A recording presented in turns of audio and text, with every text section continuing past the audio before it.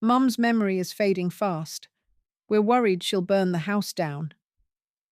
The words came from the living room. They belonged to my daughter, Sarah. I stood in the hallway, holding a tray with 3 coffee mugs. The words hit me like a slap. I felt small and useless. I walked into the room. Sarah was on the old floral couch, leaning toward a woman with a clipboard. I didn't know this woman. Sarah jumped up when she saw me. "Oh, Mom, there you are. This is Miss Davis. She's just here to chat." I put the tray down on the coffee table.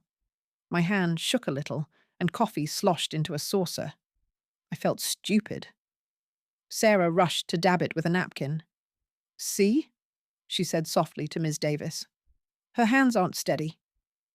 I sat in my armchair, the one with the worn arms. My cat, Marmalade, jumped into my lap and started to purr. I stroked his orange fur. It was the only thing that felt real.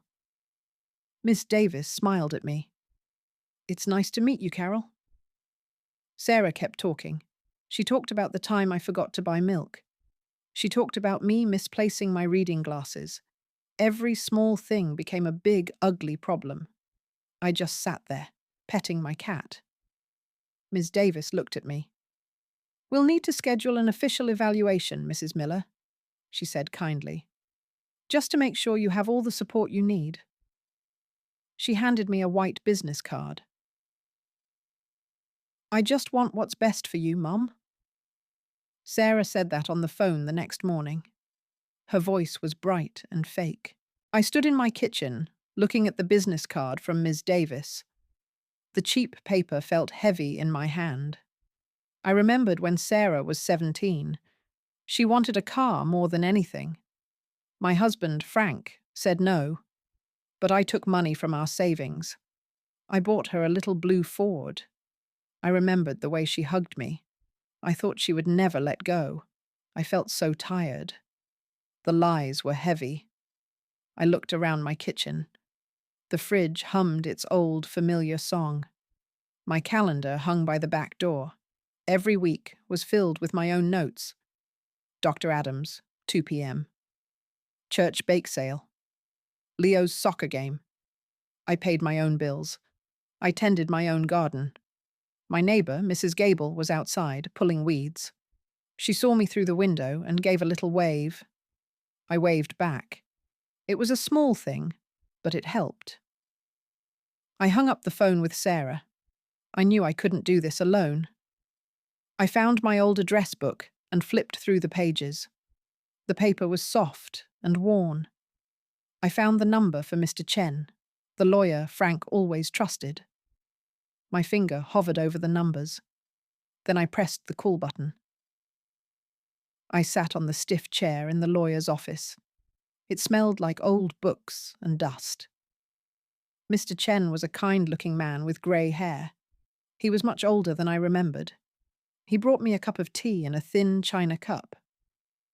"So," he said gently, "tell me what's wrong, Carol." I told him everything. I tried not to cry. "My daughter thinks I'm losing my mind," I said. My voice was quiet. "She wants my house." He listened. He didn't interrupt. He just nodded slowly. He looked at the business card from Ms. Davis. "This evaluation is a serious thing," he told me. "They will ask you many questions." I was scared, but talking to him helped. I felt a little stronger. He leaned forward. "My own mother," he said with a small smile, "lived to be 95. She was stubborn as a mule, drove my sister crazy, but her mind was sharp as a tack right to the end." I laughed a little. It felt good. He walked me to the door. "Just answer their questions honestly, Carol," he said, "and do not sign anything your daughter gives you. Not a single piece of paper." He put his own card in my hand. "Call me the second you leave that building." The morning of the evaluation felt grey and cold. I stood in front of my bedroom mirror and put on my best blouse. It was a soft blue colour. I brushed my hair with the silver brush Frank gave me for our 25th anniversary. Sarah came to pick me up. For a moment, when she stood in my doorway, she just looked tired. She had dark circles under her eyes. "Are you warm enough, Mum?" she asked, helping me with my coat. It almost sounded like she cared. In the car, she chattered about nothing. "They're very nice people, Mum. It's just a conversation. Don't be nervous." I didn't answer. I just watched the houses go by. My stomach was in knots. I felt like a little girl being sent to the principal's office. We pulled up to a big brick building. As I got out of the car, a little boy walking with his mother on the sidewalk gave me a big, sunny wave. I smiled and waved back. A moment of kindness from a stranger. It was like a little shield. I walked through the heavy glass doors. The air smelled of floor polish and anxiety. A woman at a high desk looked up from her computer.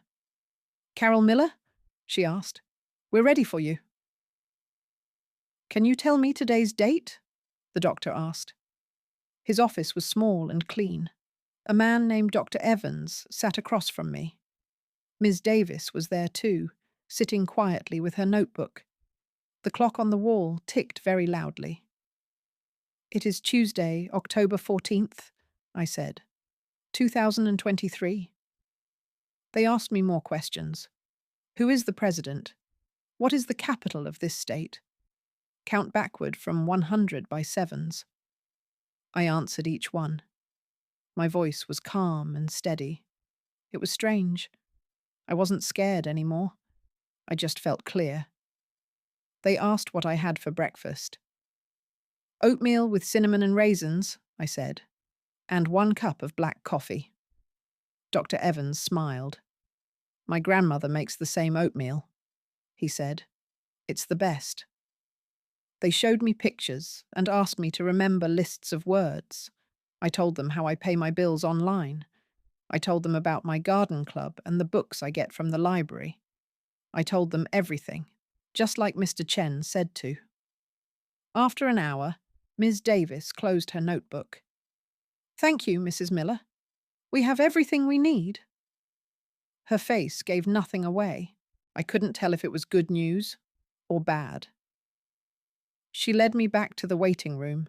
Sarah was sitting there, scrolling on her phone. She looked up, her face tight with worry. "So?" she asked, standing up quickly. "How did it go?" I didn't say anything on the ride home. Sarah kept glancing at me. "Mum, are you okay? You're being very quiet." "I'm just tired," I said, looking out the window. My own neighborhood looked strange, like I was seeing it for the first time. The familiar houses, the old oak trees. This was my home. Sarah tried again. "They didn't upset you, did they? I told you they were nice."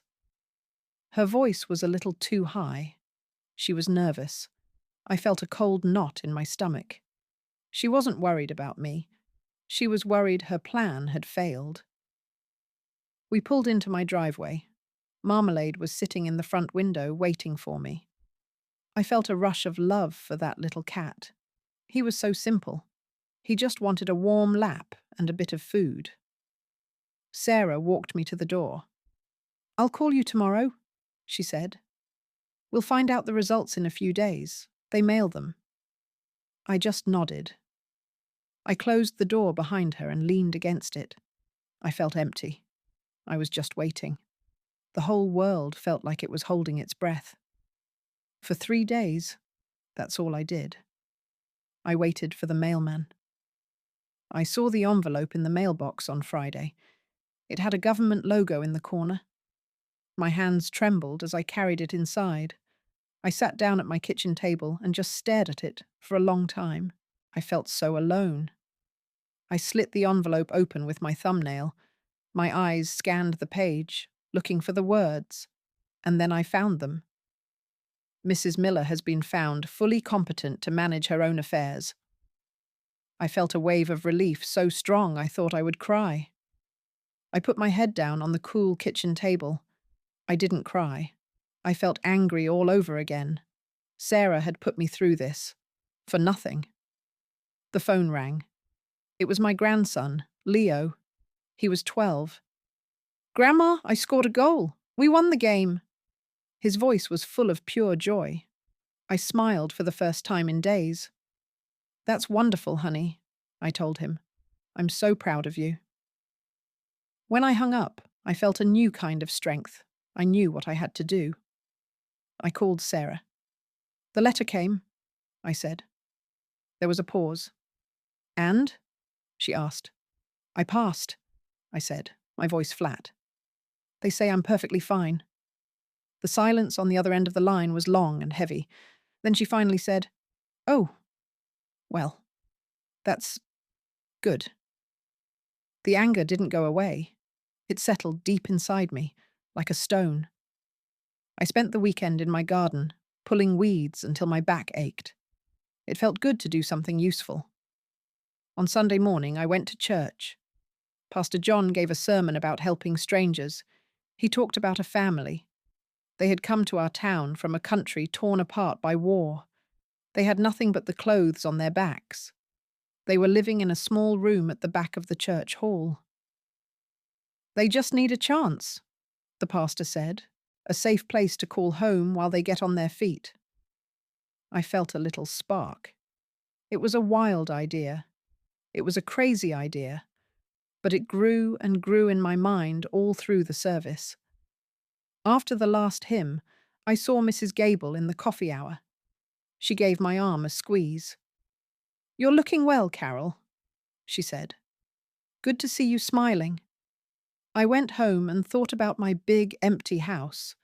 Frank and I had raised Sarah here. Every room was full of memories. But the memories were starting to feel sad.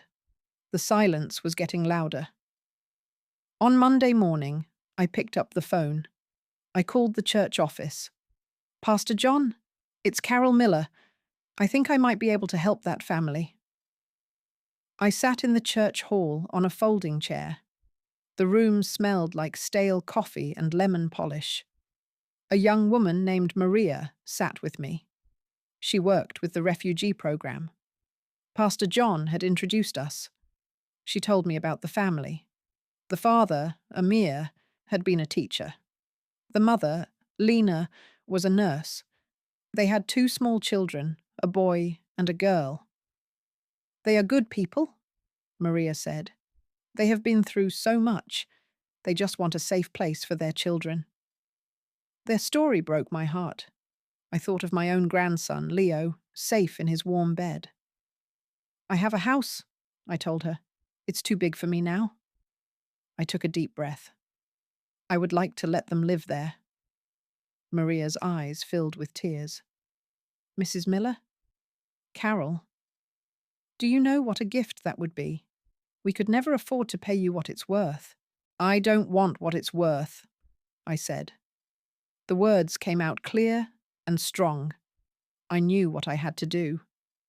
I shook Maria's hand. Her hand was warm and strong. "I need to talk to my lawyer first," I said, "to make sure everything is done right." "For $1 a year?" Mr. Chen asked. He leaned back in his big leather chair and looked at me over his glasses. He wasn't smiling, but his eyes were kind. "That's right," I said. "I want to rent them my house. I don't need the money. I need to do something good with that house." He nodded slowly. "There are ways to do this," he said. "We can draw up a formal lease agreement. It will be perfectly legal. It will protect you, and it will protect them." I felt calm. I felt powerful for the first time in months. This was my house, my decision, not Sarah's. Mr. Chen explained everything slowly. He talked about insurance and utilities. His secretary brought me a cup of tea and a little shortbread cookie on a saucer. It felt so normal, so civilized. He pushed a paper toward me. "This is a simple contract," he said. "It gives them the right to live in the house for 1 year for the sum of $1. We can renew it every year if you wish." I picked up the heavy pen from his desk. My hand was perfectly steady. I signed my name on the line. "It's done," I said. Mr. Chen smiled. "Indeed it is," he said.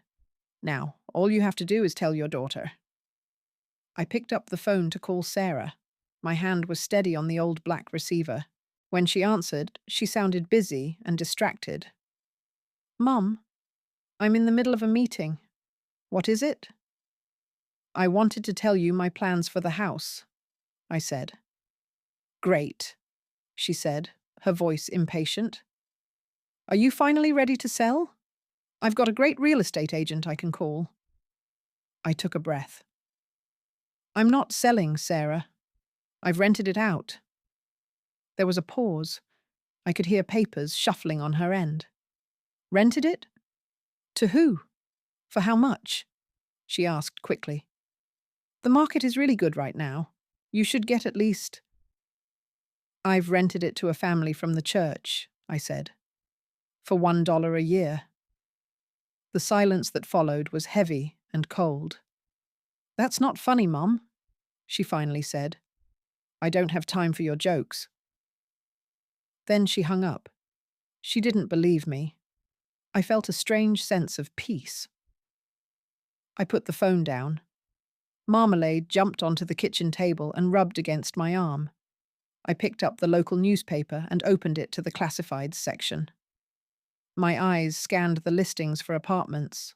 I saw one that looked promising. Senior living, quiet and secure. I circled it with a red pen.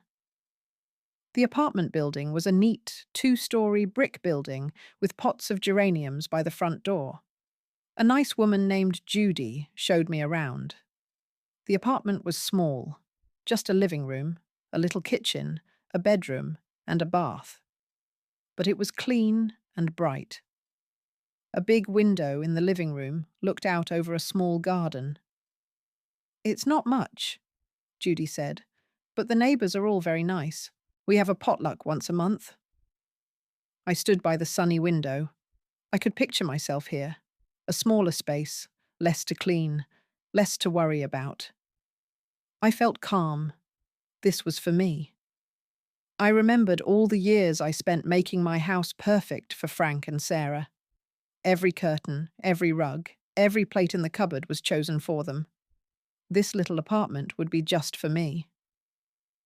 "I'll take it," I told Judy. She smiled warmly. "Wonderful. We'll be so happy to have you." We went back to her small office. She pushed a simple rental agreement across the desk. I signed it without a moment's hesitation. I went home and opened a drawer in the bedroom dresser. It was full of old photos. I saw a picture of Sarah on her first day of school, her little face so serious. A pang of sadness went through me. I closed the drawer, walked to the hall closet, and pulled out a roll of packing tape and a stack of flattened cardboard boxes. I met the family at the house on a Thursday afternoon. Pastor John brought them.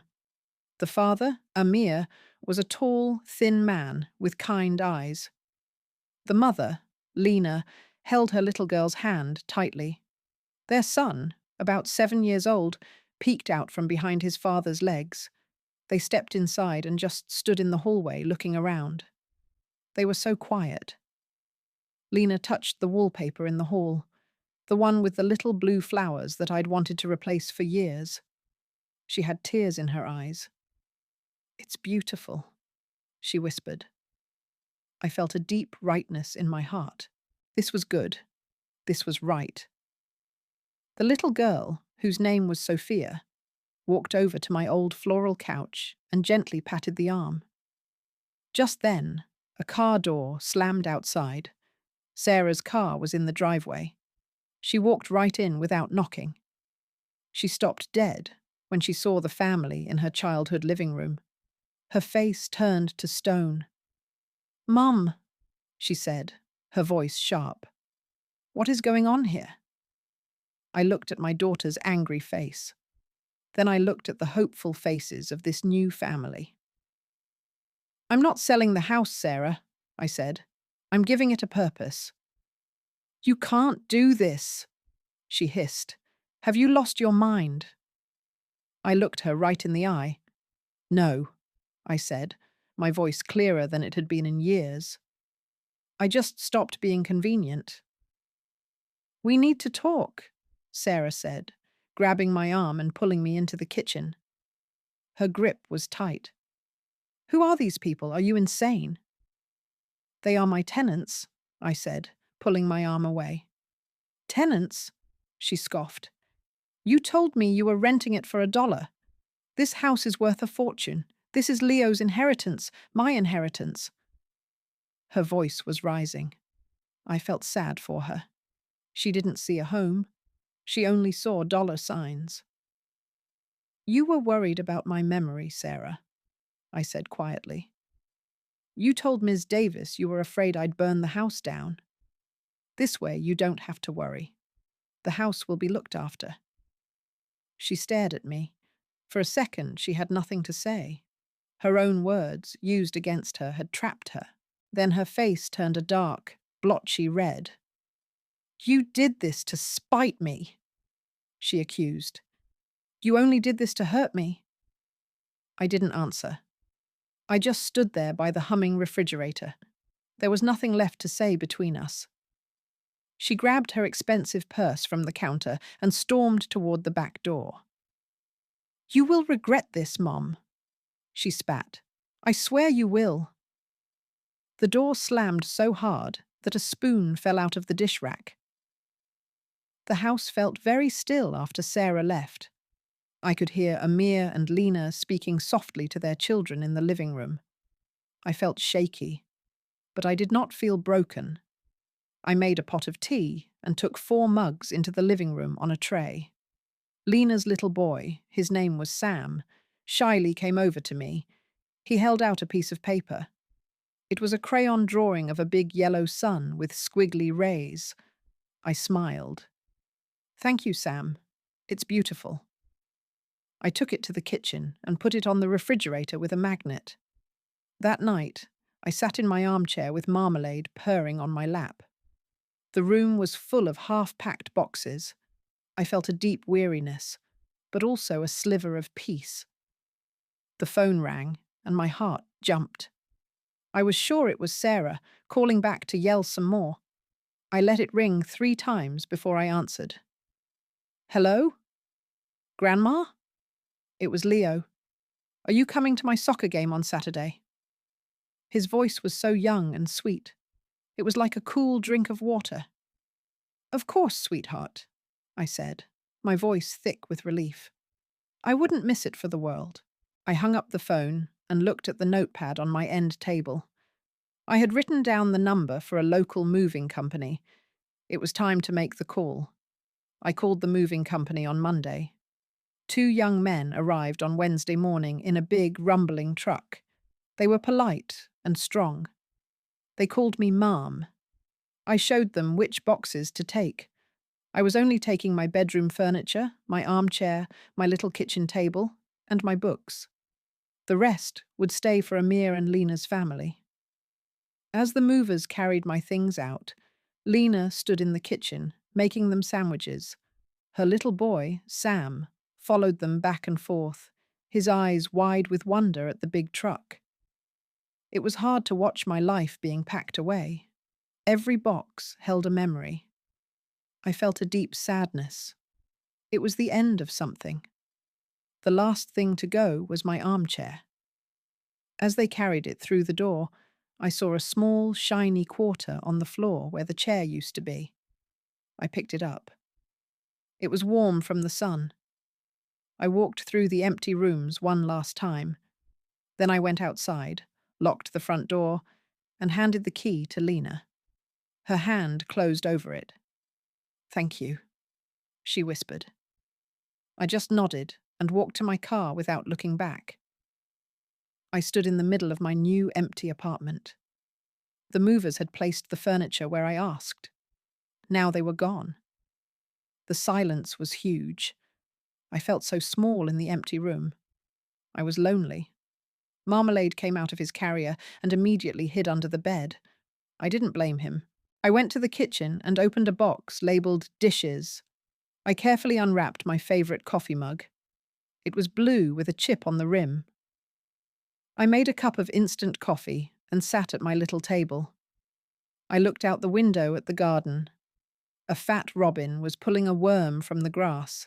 I didn't know where to start. There were so many boxes. I felt overwhelmed. Just then, there was a soft knock on the door. It was Judy, the manager. She was holding a small potted violet. "A little welcome gift," she said with a kind smile. "Let me know if you need anything at all." That small kindness helped more than she knew. After she left, I felt a little bit stronger. I decided to unpack just one more box. Then I saw the mail slot in the door. A long white envelope had been pushed through. It had the name of a law firm printed in the corner. My heart pounded when I saw the lawyer's name. It wasn't Mr. Chen.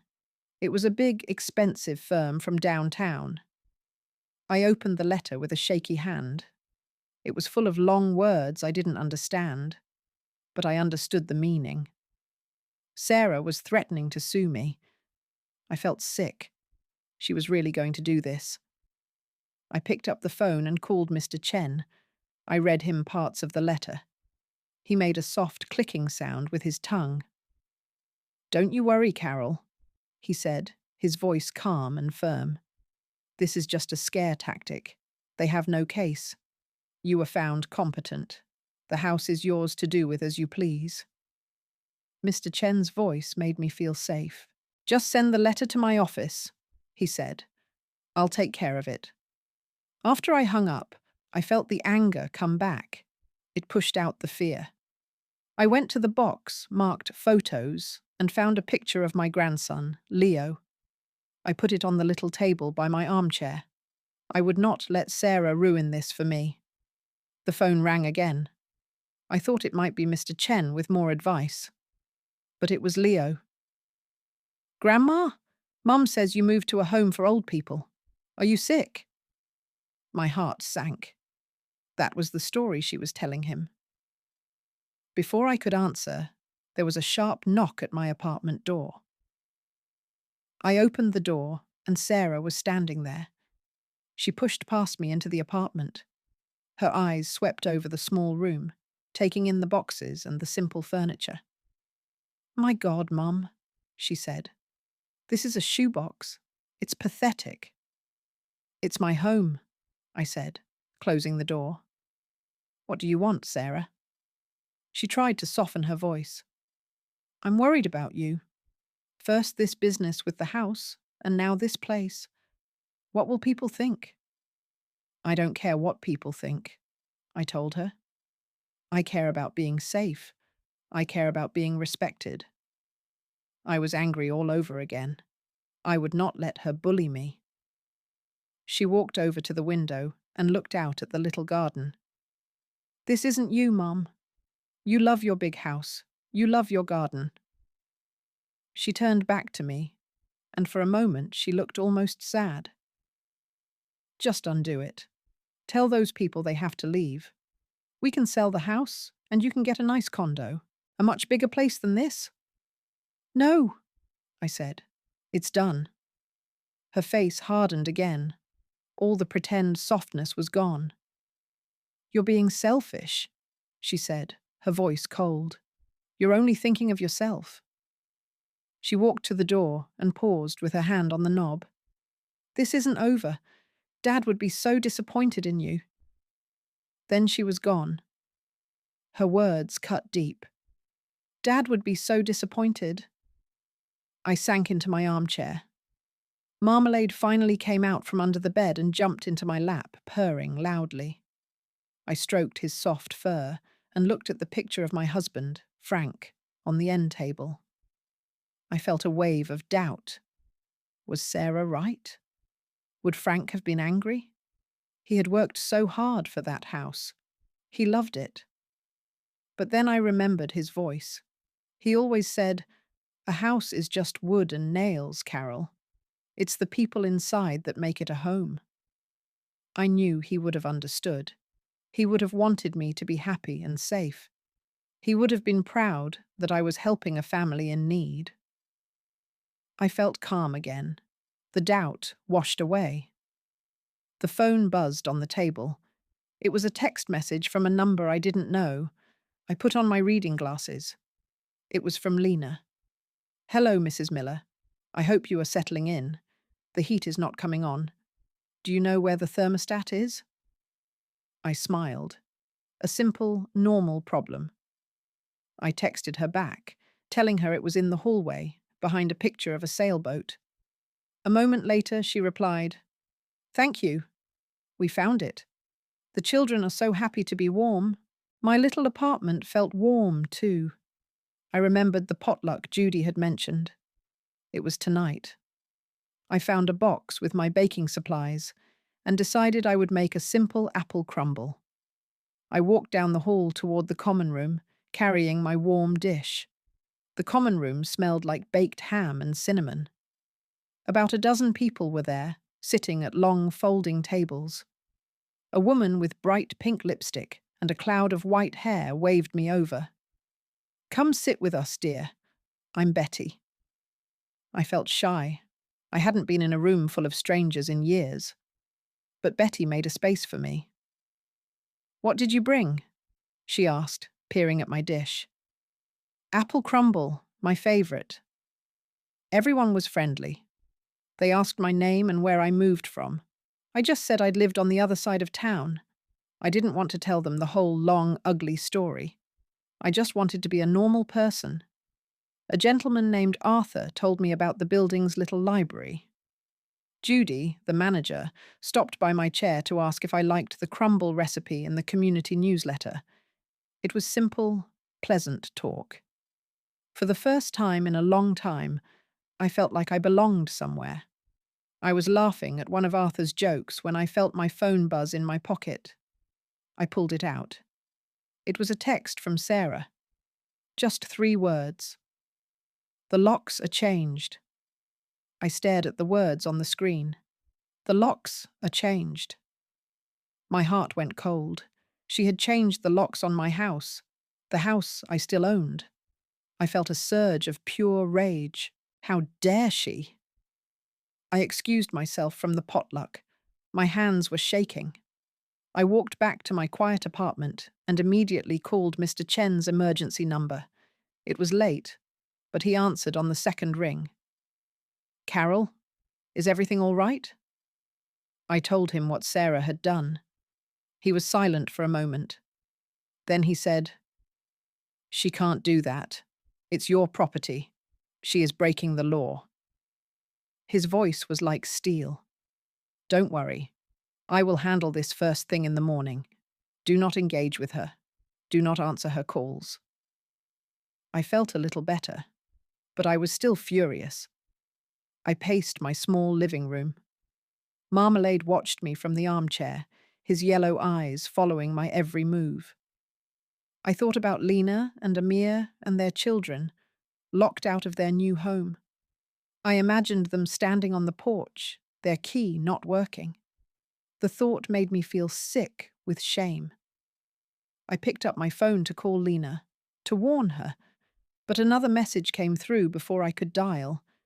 It was a picture from an unknown number. It was a photo of my front door. A bright yellow eviction notice was taped to it. I felt like the floor had dropped out from under me. An eviction notice. On my own house. It made no sense. I called Mr. Chen back immediately. I described the notice to him. He sighed, a long, tired sound. "She's trying to claim the lease is invalid," he said. "She's saying you were not of sound mind when you signed it. That's what her lawyers will argue." I felt so tired. Just when I thought it was over, she found another way to attack me. "This is a dirty trick, Carol," Mr. Chen said. "But it won't work. The evaluation from the state is our proof. It's solid." He paused.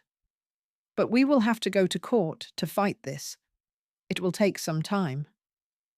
I thought of Lena's family. What about them? I asked. Where will they go? I'll call the church, he said. We'll find a temporary place for them. But Carol, you need to prepare yourself. Your daughter is not going to give up easily. After we hung up, I sat in the dark for a long time. I felt like I was in a war I never wanted to fight. A war against my own child. The phone rang again and again. It was Sarah. I looked at her name on the screen and pressed the button to silence the call. The next morning, I met with Mr. Chen. His office felt like a safe harbor in a storm. He had a stack of papers on his desk. I've filed a restraining order, he said calmly. Sarah is not allowed to go near the property or contact the tenants. The notice she posted is illegal. I've also scheduled a court date. He looked at me kindly. This will be unpleasant, he warned. She will say things about you. Her lawyers will try to make you look confused and old. I felt a knot of fear in my stomach. I didn't want to go to court.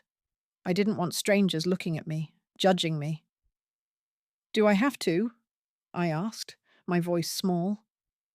Yes, he said gently. You have to show them who you are. You have to tell your side of the story. I thought of the evaluation. I had been scared then too, but I had done it. I could do this. A nice young woman from the office brought me a cup of hot tea. She smiled at me. My grandmother is 90, she said. She still drives her own car. Don't let them push you around. Her simple words gave me a little bit of courage. I drank my tea and listened as Mr. Chen explained what would happen next. I spent the next 2 weeks preparing. Mr. Chen and I met several times. He asked me questions, the same kind of questions Sarah's lawyer would ask. It was like practicing for a play I never wanted to be in. I tried to keep my life normal. I went to the little library in my building and got a new mystery novel. I had coffee with my new friend, Betty. She told me all about her grandchildren. She never asked about my family, and I was grateful. One afternoon, I was coming back from the grocery store. My arms were full of bags. As I walked down the hall to my apartment, I saw my grandson, Leo, sitting on the floor outside my door. He looked up when he saw me, his face sad. "Grandma?" he said. "Mom told me not to talk to you. She said you're giving my house away." My heart broke. I put down the grocery bags. I sat on the floor right there in the hallway next to him. "It's complicated, sweetie," I said. "But it's still my house, and I will always, always love you." He leaned his head against my shoulder. We just sat there for a minute, in the quiet hallway. Then I saw a car pull up outside. It was Sarah. She had followed him. Sarah stormed down the hallway. Her face was tight with anger. "Leo, get away from her. I told you not to come here." Leo scrambled to his feet. He looked scared. "I just wanted to see Grandma," he mumbled. "Get in the car," she ordered, pointing a finger toward the building's entrance. He walked away with his head down. My heart ached for him. It hurt to see him caught in the middle. Sarah turned to me. "What did you say to him?" she demanded. "Are you trying to turn my own son against me?" "I told him that I love him," I said, my voice shaking a little. "That's all?" I stood up, my old knees cracking. "You shouldn't use him like this, Sarah. It's cruel." "You want to see cruel?" she shot back. "I'll see you in court." She spun around and marched down the hall without another word. I watched her go. I felt a deep, heavy sadness. This was not how a family was supposed to be.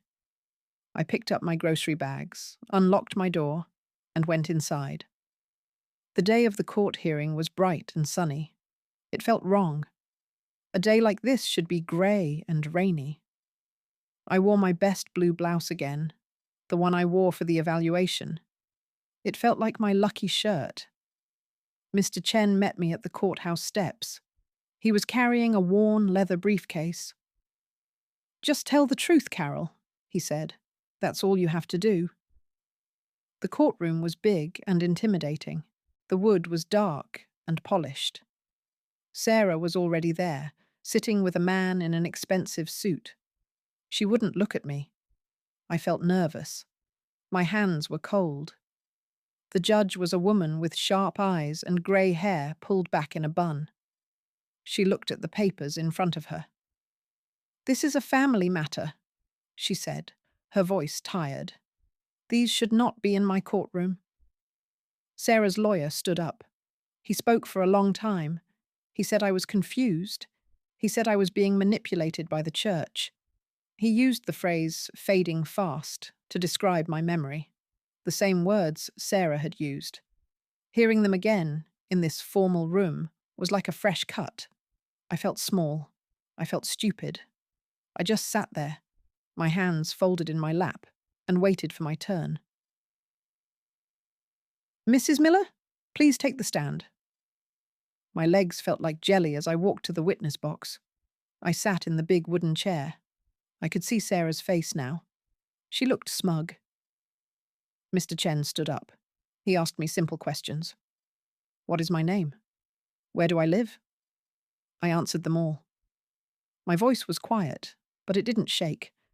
Then he held up a piece of paper. "Mrs. Miller, do you recognize this document?" "Yes," I said. "It's the report from my competency evaluation." "And what was the result of that evaluation?" he asked. "It said I am fully competent to manage my own affairs," I answered, looking right at the judge. Then Sarah's lawyer stood up. He walked toward me slowly. "Mrs. Miller," he began, his voice smooth and oily. "Isn't it true that you sometimes forget things, like where you put your keys?" "Sometimes," I admitted. "Doesn't everyone?" A few people in the back of the courtroom chuckled softly. The lawyer's face tightened. He wasn't used to being laughed at. He kept asking me questions for nearly an hour. He asked about my bills, my doctor's appointments, my friends. He tried to twist my words. He tried to make me sound like a foolish old woman. I felt tired. I just wanted it to be over. Finally, he asked the big question.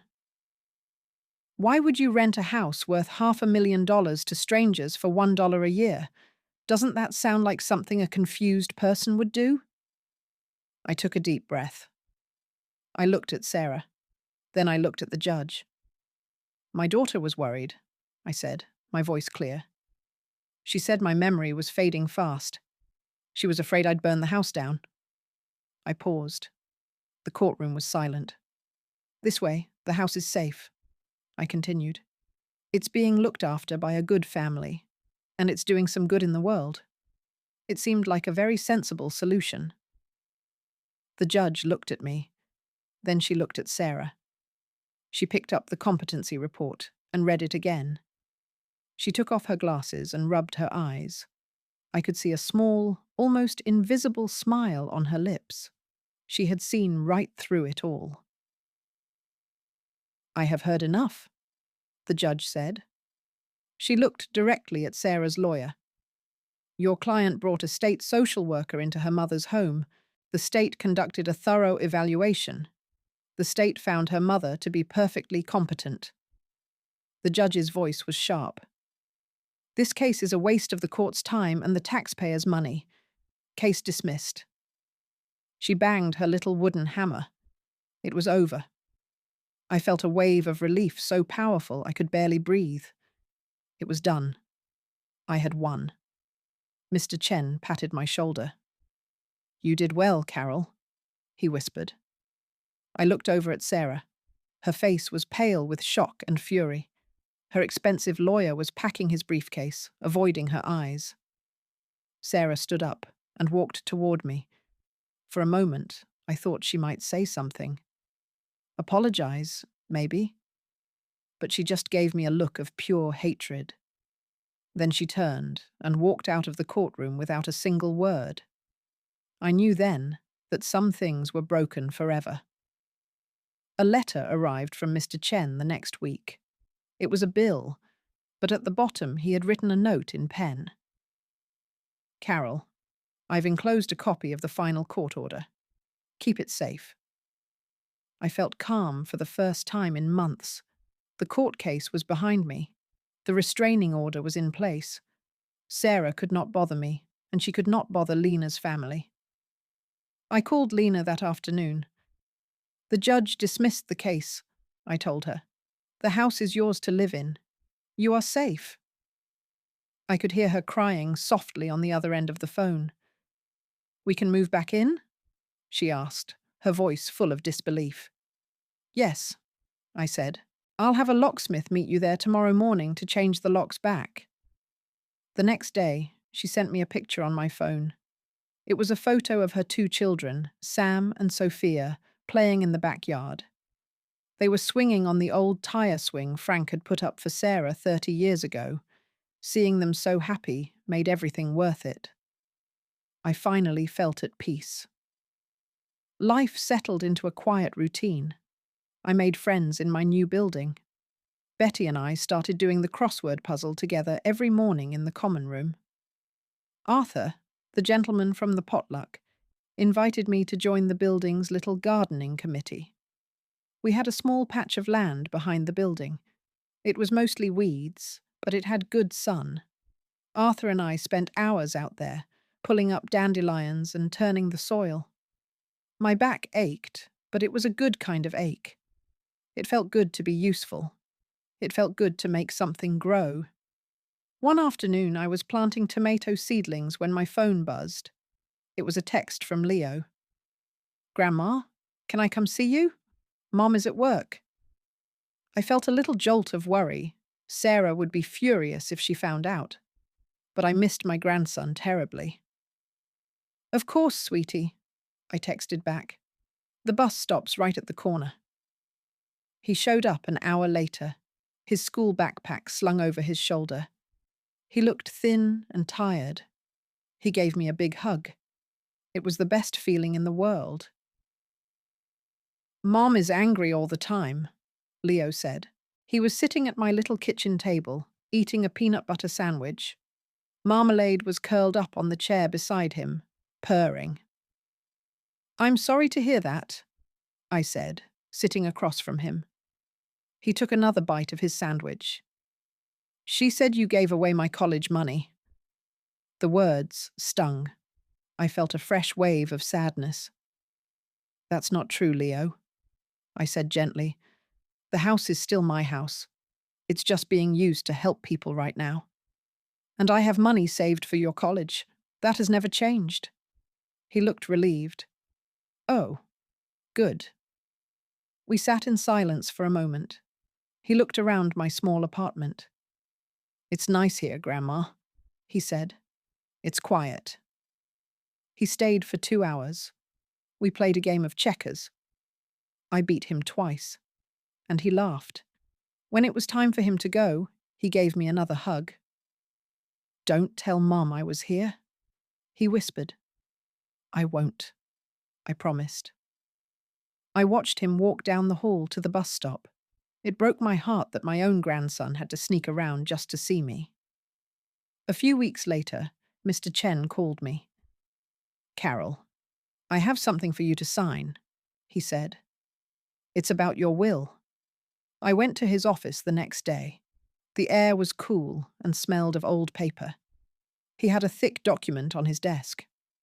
"I've updated it, as you asked," he said. He explained it to me slowly. It was simple. My apartment, my savings, my life insurance.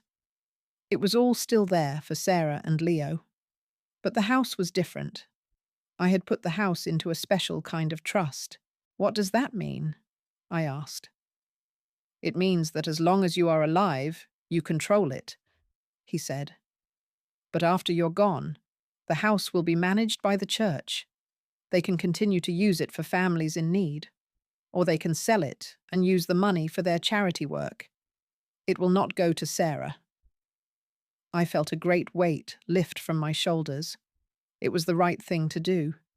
The house would continue to do good in the world long after I was gone. This protects the house forever, Mr. Chen said. Your daughter can never touch it. I picked up his heavy black pen and signed the papers. My hand was steady. Thanksgiving was approaching. The halls of my building were decorated with paper turkeys and autumn leaves. My friend Betty invited me to have dinner with her family. I was grateful not to be alone. The day before the holiday, my doorbell buzzed. I wasn't expecting anyone. I looked through the peephole and was surprised to see Sarah standing there. She was holding a pumpkin pie in a cardboard box from the grocery store. I hesitated. Then I opened the door. "Hi, Mum," she said. Her voice was small. She wouldn't look me in the eye. I brought you a pie." I took the box from her. "Thank you," I said. "Won't you come in?" She stepped inside and stood awkwardly in the middle of my living room. She looked tired. There were new lines around her eyes. She looked at the picture of Leo on my end table. "He misses you," she said quietly. "I miss him too," I said. It was the first real conversation we'd had in months. It felt fragile, like a thin sheet of ice. I didn't know what to say next. Then my phone rang on the table beside me. It was Mr. Chen's office. His secretary's name flashed on the screen. I let the phone ring. I looked at Sarah, who was still standing by the door. She looked uncomfortable. "I'm sorry, Mum," she said, the words coming out in a rush. "For everything." It wasn't a perfect apology, but it was a start. "I'm sorry too," I said. And I was. I was sorry that we had come to this. Can I see you for Thanksgiving?" she asked. "Leo really wants to see you." I thought of my plans with Betty. "I'm having dinner with a friend," I said. "But you and Leo could come here, for dessert. Around 3?" A look of relief washed over her face. "Okay," she said. "Yeah, we'll be here." She left without another word. I felt a tiny flicker of hope. Maybe things could be fixed. Maybe not all the way back to how they were, but to something new. I picked up my phone and saw the missed call. It could wait. I put the store-bought pie in the fridge. Then I took out my own flour and butter and apples. I was going to make a real pie, from scratch. Thanksgiving Day was quiet and peaceful. I went to Betty's apartment for dinner. Her children and grandchildren were there. They were loud and happy and kind. They treated me like one of the family. It was a lovely meal. I felt warm and content. I came back to my apartment just before 3. A few minutes later, the doorbell buzzed. It was Sarah and Leo. Leo ran in and gave me a big hug. "Happy Thanksgiving, Grandma." Sarah came in behind him. She was holding a small bouquet of yellow roses. "These are for you," she said. "They're beautiful," I said, and I meant it. I put them in a vase with water. We sat at my little kitchen table and ate apple pie. Leo told me all about his new science project. Sarah was quiet, but she listened. It was almost normal. When they were leaving, Sarah paused at the door. "The new will," she said softly. "Your lawyer sent a copy to my lawyer. The house. It's going to the church?" "Yes," I said. "It is." She just nodded. There was no anger in her face, just a kind of sad acceptance. "Okay, Mum," she said. "I understand." And then they were gone. The next week, I called Mr. Chen's office back. His secretary was cheerful. "Oh, hello, Mrs. Miller. Mr. Chen just wanted to let you know that a donation came in. It's for the refugee fund at the church. A very generous one." "Oh?" I said, curious. "Who was it from?" "It was anonymous," she said, but it was a corporate donation from the company where your daughter's husband works. I hung up the phone. I felt a strange mix of emotions. It wasn't an apology. Not really. But it was something. It was a quiet signal. A white flag. That Saturday, I went to Leo's soccer game. I sat on the cold metal bleachers with my thermos of hot tea. I saw Sarah on the other side of the field. She saw me too. She gave me a small, hesitant wave. I waved back. After the game, Leo ran over to me, his face flushed and happy. "Did you see my goal, Grandma?" "I did," I said, giving him a hug. "It was amazing." Sarah walked over slowly. "He played well today," she said. It was just small talk. But it felt like we were rebuilding a bridge, one tiny plank at a time. Spring came. The little garden behind my building started to come to life. Arthur and I planted snapdragons and marigolds. My friend Betty brought out lemonade for us while we worked. One sunny afternoon, Lena called me. "Carol," she said, her voice full of excitement. "Amir got a job. He's going to be teaching history at the community college." I was so happy for them. "That's wonderful news, Lena." "And I passed my nursing exams," she went on. "I can start working at the hospital next month. We can start saving. We can start our new life." She was crying, but they were happy tears. "None of this would have happened without you," she said. Her words filled me with a deep, quiet joy. I felt useful. I felt respected. That evening, I went to a potluck in the common room. Judy, the manager, had put up a sign-up sheet for a new book club. I wrote my name down. It felt good to be starting something new. I sat on the bench in the little garden behind my building. The late afternoon sun was warm on my face. Marmalade was asleep in my lap, his purr a soft rumble. The flowers we had planted were in full bloom. It smelled of dirt and roses. My life was small now and quiet, but it was my own. I had my friends. I had my little apartment. I had my garden. I still saw Sarah and Leo. It wasn't like it was before. Some things can't be unbroken. But it was better. We were polite. We were careful. There was a fragile kind of peace between us. Sometimes I thought about the big house. I didn't miss the empty rooms. I missed the memories. But I knew it was in good hands.